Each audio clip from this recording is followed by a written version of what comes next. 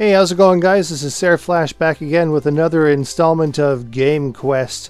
Today is going to be a little different because we don't have any physical games to show you, which I know is the core theme of this particular series. But what I decided to do this time is to share with you some pickups that I got digitally on my PSP Go. Should be noted that the PlayStation Portable's PSN store is gone. You can't actually access it through the PSP anymore. So I got these through the PS3. But it turns out that there are a lot of different shooting games that are only available in North America as a download. In particular, the Minis line. Now, the Minis line has a lot of SNK shooters in it. And we got them all last night. The PSP's mini lines for SNK stuff is quite extensive. We only got the traditional shmups this time, not the run and guns. So we're just going to take a look at that briefly here. But before we do, you might notice that I've got a little microphone attached to my headphones this time around. It wasn't there last time. This is actually the mod mic. It's by Antlion Audio. And it just basically sticks to your headphones, like right there, with a little magnet. And another magnet just kind of holds it in place, which is pretty neat. Audio quality was really surprising. I just did a review for Press Pause Radio, so be sure to check that out. But yeah, without further ado, let's get into these games here. So first up, we've got HAL 21. And HAL 21 is definitely a Xevious inspired game. You fly around in a spaceship with a reticle that's out in front of it. You can shoot at stuff on the ground through the reticle, or you can shoot stuff in the air with your regular shot. This particular game is actually a two-player game, though. You can have two players on the screen at once, which is something, of course, that Xevious did not have. So it's definitely a neat twist on it all. But yeah, HAL 21, pretty nifty title. And yeah, as a mini, $3, it's not too bad.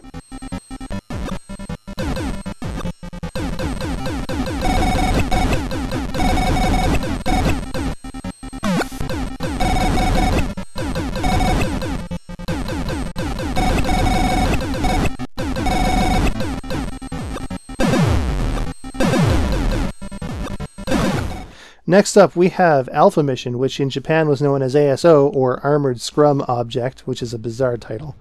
ASO actually had a sequel called ASO 2 on the Neo Geo CD, and once again, it was known as Alpha Mission 2 here in North America. Now, Alpha Mission's pretty cool because in addition to collecting power-ups for your ship, you can also collect bits of armor. And those bits of armor can combine onto your ship to give you superpowers, which is pretty neat. So long as, of course, you've got enough energy to do it. It's definitely a neat twist on the vertical shooting formula, especially for how early it was released to arcades. But Alpha Mission, pretty nifty game.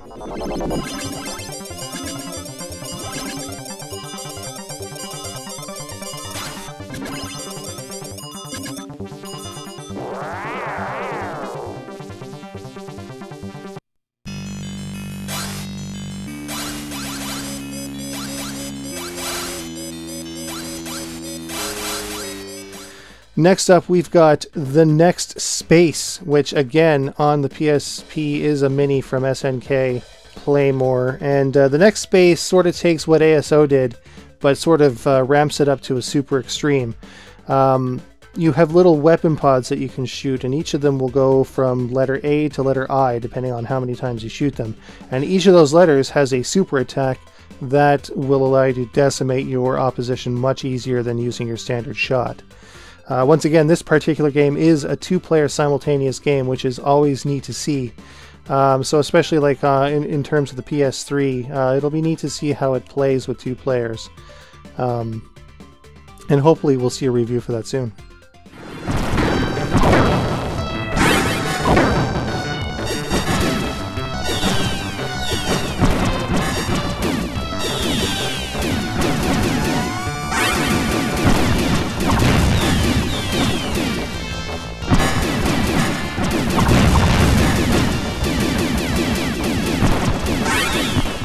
Now, speaking of early games, we have got Ozma Wars as well. Now, Ozma Wars is a black and white title, which is very obviously derived from Space Invaders, and you can tell by the sound that it really does. It was likely completely reverse engineered from Space Invaders. Now, Ozma Wars, you can only move left and right just like Space Invaders, and like Space Invaders, you can only shoot once at a time. So as long as that shot's on screen, you can't shoot again. But unlike Space Invaders, well, first off, you don't have a life stock. Instead, you've got an energy gauge. It's not really even a gauge, it's an energy count. So you get charged up at the beginning of the game, and your energy is basically how long you've got in the game. So if you get hit, it gets decreased and so forth. And there's no enemy invader waves, so it doesn't go wave by wave. It's just a constant stream of opposition that's coming down from the top of the screen. So definitely a neat twist on Space Invaders, but I wish it wasn't so blatant.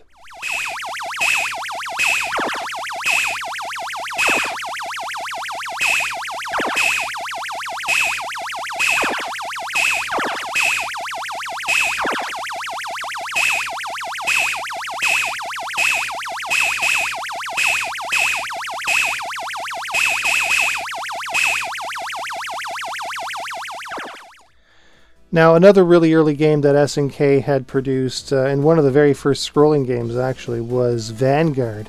And we already took a look at Vanguard on Bullet Heaven HD all the way back in our Atari episode.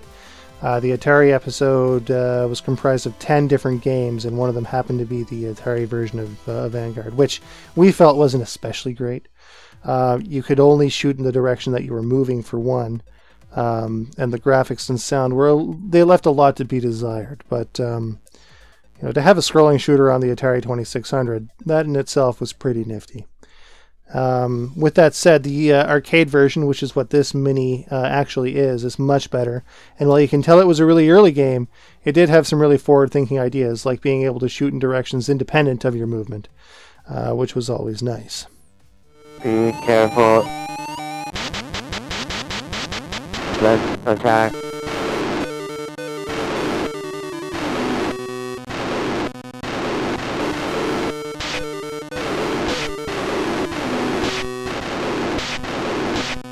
Be careful.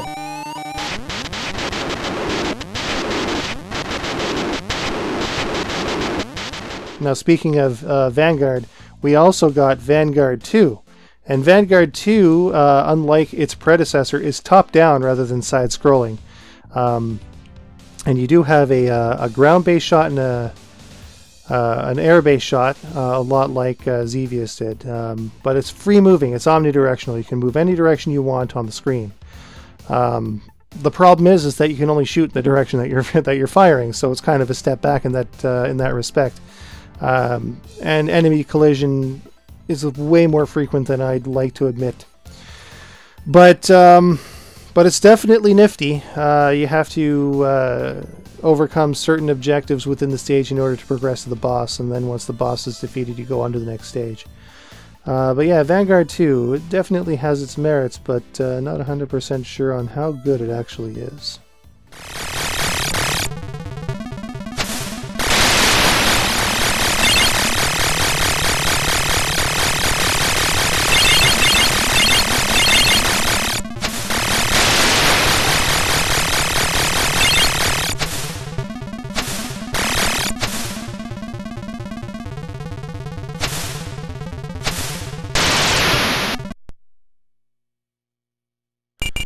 Next up, we've got T.N.K. 3. Now, T.N.K. or Tank 3 is a top-down shooting game whereby you control a tank, and the tank actually has a rotating turret on the top, so using the L and R buttons you can rotate the turret into different directions, again, independent of movement.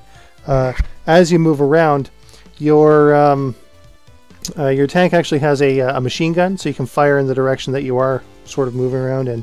But yeah, you can make the turret on the top fire independently of where you're going, which is kind of confusing at times, because oftentimes like you'll be moving around, but by default your turret is locked straight up. So yeah, once you get the hang of moving the turret around as you're turning as well, it becomes much easier.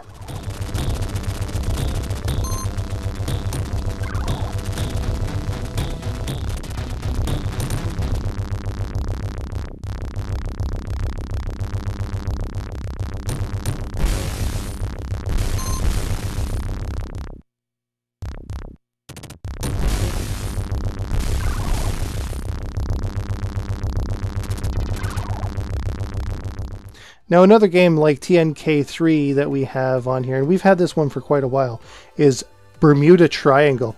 And wow, this game really takes your ship to extremes. Not only do you have like this big hulking thing, but you also get like little fighter planes that sort of fly alongside you, and you can like use them for shields, sacrifice them, and so forth.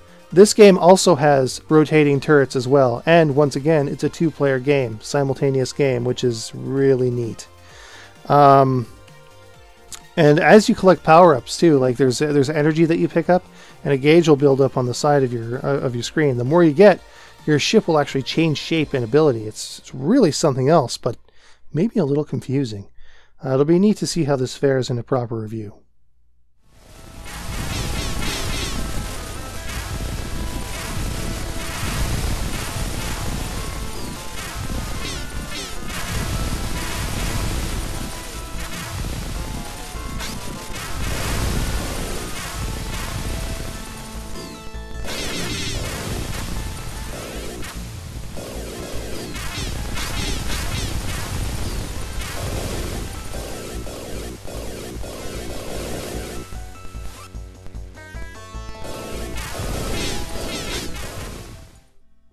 Now finally, the last SNK Mini that we have on this PSP Go here right now is Prehistoric Isle, which this is quite the game. It starts off with an awesome Godzilla-style roar on a Tyrannosaurus, which is awesome. But you fly around as a biplane. This is once again a two-player simultaneous game. So flying around in a biplane, you're fighting dinosaurs, cavemen, and various other prehistoric creatures. It also has a neat sort of power-up aspect to it, whereby when you get a power-up, you can move it around your craft, and depending where it is, you've got different attacks. So that's a pretty neat little feature. This is a tough game too, so hopefully we'll be able to show off enough of it in a proper review to really sort of show off how great it is. One thing that really stands out about this game, ton of fantastic animation in it. I was really impressed with that.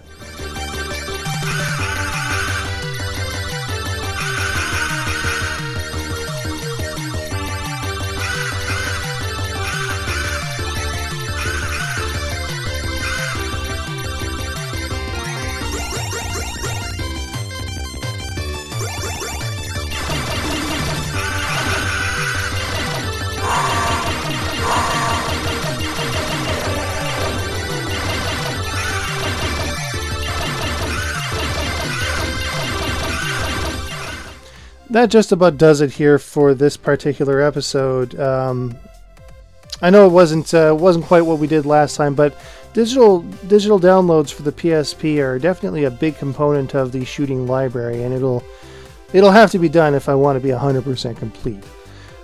Granted, of course, we're still emphasizing the full physical collection as well, and these were just the traditional shooting games from SNK 2. There are a number of running guns like Ikari Warriors, for example, that we'll definitely have to take a look at a future point. And as for reviews, I think for Bullet Heaven what we're going to do is we're going to do several mini blocks. So in each episode we'll have like 3 different games reviewed. So that'll be pretty fun. It'll be neat to watch that stuff too. But other than that, we hope to be back in June. That's when we're going to start our hardcore collecting phase, because I have plane tickets to buy this month, and it's not going to be cheap. But until that time, we might do another one of these downloadable collection videos. But other than that, yeah, we're definitely gonna. There aren't too many more digital downloads that are available beyond the physical stuff, and a lot of these too are going to be available on the SNK Arcade Classics Volume 0 disc, which we have to get from Japan. But yeah, other than that, this is where I'm going to sign off. We hope to see you all here again, and once again, this is Sarah Flash. We'll see you later.